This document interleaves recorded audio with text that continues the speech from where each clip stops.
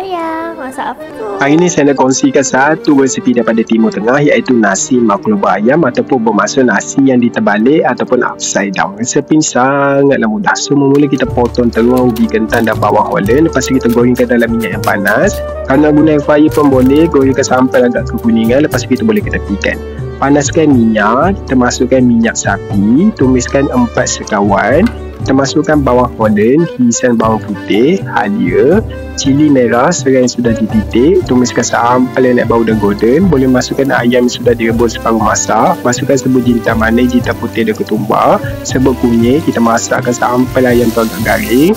Rasakan dengan garam, cube pati ayam, gula sedikit dan kita sambal tumis seketika. Lepas tu kita boleh tutup api.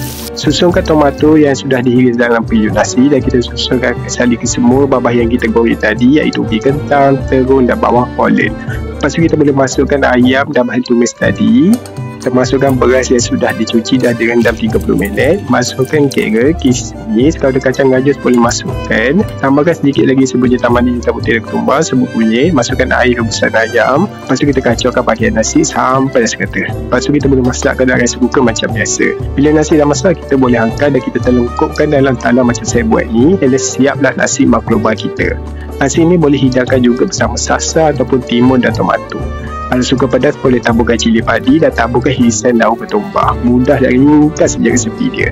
Tak perlukan babat yang susah pun. Yang penting sekali rempah je. Ini makan dengan panas memang sedap. Nasi dia yang sak elok je. Ayam pun lembut dan juicy sangat. Yang mana sama ni makan dekat kedai je. Jom kita masak dekat rumah.